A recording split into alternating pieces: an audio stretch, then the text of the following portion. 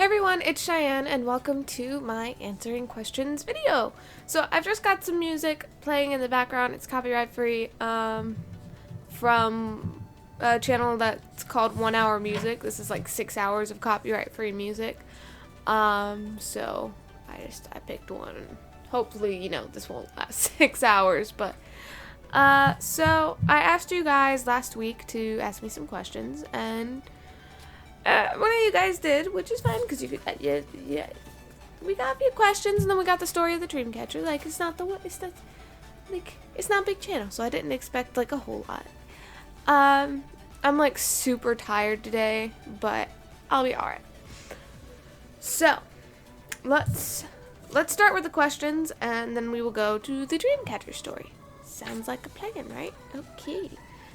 So, I feel so awkward. This is, like, I'm not gonna lie, I feel really awkward. I don't know why. Maybe it's because I'm tired. Maybe it's because, I don't know. I feel awkward. So, if I'm acting weird, it's because I feel awkward. But it's not you, it's me. Okay. So, the first question that they asked was, how many shirts can you possibly have? And the answer to that is, I'm not sure. So I have a lot of shirts. I probably have more shirts than I have any other article of clothing, except for maybe jackets. I just don't wear them all. I just don't wear all of my jackets all the time because most of them are just really warm and good for winter. But to answer that, out of the 3 trash bags full of clothing, and these were like big black trash bags full of clothing, like 90% of what I threw out was shirts, because and a lot of it was just stuff that didn't fit me anymore, or that I really don't wear. But even now, like, I have 2 dressers in my closet.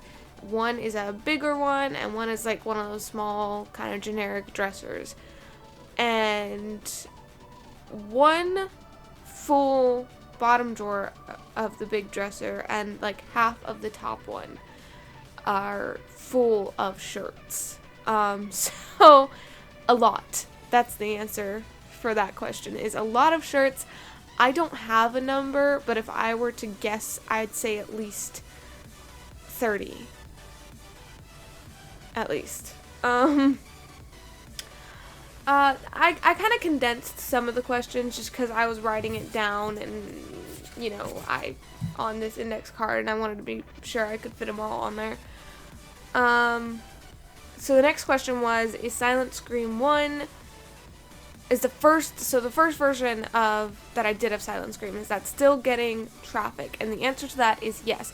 It's not getting as much as like the first few weeks that it was after it was shared by the original artist, but that is still definitely getting traffic. I still get comments on that more than any other video. I actually think it's still my most popular video on this channel. Even though, in my personal opinion, it's nowhere near one of my best videos, it is still my most popular one, and it's likely because it was shared by the original artist. So yes, it is still getting it's still getting traffic. It's still bringing in some new people every now and again. And the next question is, did or does that video get the same viewing demographic as the rest of the channel? Yes and no. Like I said, it's still the most popular video. Like, none of my other videos have gotten that amount of views, that amount of likes, that amount of comments. But also kind of yes, because it's slowed down a lot since, like I said, since it first got posted. But it's definitely still like way far ahead of the rest of the channel. The next question is, have you met any fans in person? And they actually said online fans in person, so I guess the answer to that would be no. Like, I definitely had some people at my high school that found out from like a friend of mine that I had a YouTube channel, and they kind of learned about me a little bit there, and then they would talk to me at school, and I'd be like, who the heck are you? Like, we've never met before. But as far as like people who I've really talked to from the channel online, meeting them in person, Not that I know of. Like, if I have met anyone, they haven't mentioned that they were the person that I talked to online. So, I would say no to that one. And then the last question was, is there anywhere new that you want to go with the channel? And the answer to that is, like, I definitely have stuff that I want to do when I have the capability. Like, I would love to be able to do sketches, but where I am right now, and with the fact that I'm, you know, pretty much, you know, I'm not living alone, but I'm not gonna ask my parents to do a video sketch with me. That just feels weird. Like, I don't really have a lot of friends around me or really even near me, so without, like, those friends to do a video with, I can't really think of anything that I could do. Now, there's plenty of people who could do, you know, plenty of sketches by themselves, and there are people who have. I'm imaginative, but I don't know if I'm quite that imaginative. Other than that, I just want to continue getting better with my covers, and I definitely want to get better with the gaming stuff, and I would really love to continue to go into that direction. Like I said, I really would like this to be a pretty open channel when it comes to things. And I have, like, thought about making multiple channels like people usually do when it comes to, like, vlogs and all this other stuff, but that's not really something that I want to do, because personally I never really liked having to subscribe to multiple channels for one person just to get, like, oh, this one's a podcast channel, this one's a cover channel, this one's a vlog channel, this one's a this channel, and it's like, I personally would just prefer to have one channel with everything. Like, if I have to make five or six different playlists to do that, I'm fine with that. Like, I feel like that's a lot easier, not just on myself, but on you guys, if it's just all in one channel, as long as you have, like, a schedule for each thing. Which is also why I still have, like, days open, because if in the future I do end up being able to do sketches, I want to have an open day to do that. Okay, so the story of the Dreamcatchers stuff, guys. So Dreamcatchers in Native American lore it's a kind of interesting story, and I looked up, I fact-checked it online, but, you know, you can't always believe everything online, but I'm going to tell you what I know, and then what I learned online, and then the reason that my mom started making them, and taught me how to make them. So, Dreamcatchers are supposed to keep you safe from bad dreams, essentially, is the best way I can put it in words. So the reason that there's a hole in the center of the Dreamcatcher, though usually the holes are not that big, and usually Dreamcatchers are a bit smaller, like traditional Dreamcatchers, I also read this online, are usually smaller, and they're made out of, like, wood and leather and feathers and, like, natural fibers in the center. Mine is made out of metal and leather, and because, you know, I don't know how to make it, the ring itself, out of a type of wood, and metal's just a lot stronger to me, and it's a lot more durable. But that being said, so what I read online is that the lore is, originally there was this spider mother, and I found that funny. What are you doing? She's chewing on a piece. Okay, it's like this plastic piece from a box that I had. So there was a spider mother. I'm so awkward about this.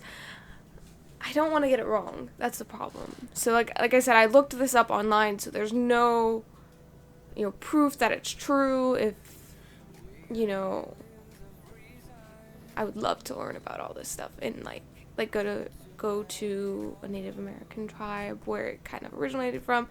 There was a couple that it said, like, there was one that it said originated from, I can't remember the exact name of it, but then I think they also said Chippewa was another tribe that believed in this. So the Spider Mother created Dreamcatchers for the Native American tribes that were becoming kind of like nomads and beginning to move away from where the Spider Mother was, and so she created Dreamcatchers to protect them and their children from the darkness, the evil of the dream world. So essentially, the hole in the center is where the dreams go in. Bad dreams get caught in the web of the dream catcher, and the good dreams filter down through the leather straps that hang from the bottom, through the feathers, and you're supposed to hang it over your bed because then it filters through the feathers and, you know, into your dreams. So that's the story that I learned about it. And I found that funny because as I was making this one, I told my mom before I even looked it up online, I was like, I feel like I'm a spider making this because it's just like you're weaving a web. But, so the story of why we started making Dreamcatchers, because we weren't, you know, raised in a Native American tribe. As far as we know, there is Native American blood in our family, and I do want to get a blood test done to see just how much. But, so, what are you doing? Look at this. That's what I'm dealing with right now. Ren, what are you doing?